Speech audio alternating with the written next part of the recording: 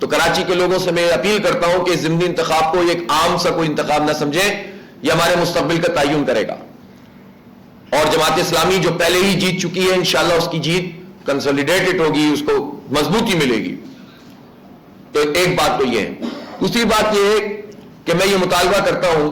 کہ اب تو صرف 11 یوسیز ہیں اور 15 وارڈ ہیں، اب یہاں پر ہر پولنگ اسٹیشن پہ رینجرز کا تعین ہونا چاہیے، آرمی ہو یا رینجرز کا تعین ہو، تاکہ کوئی دھاندلی نہ کر سکے،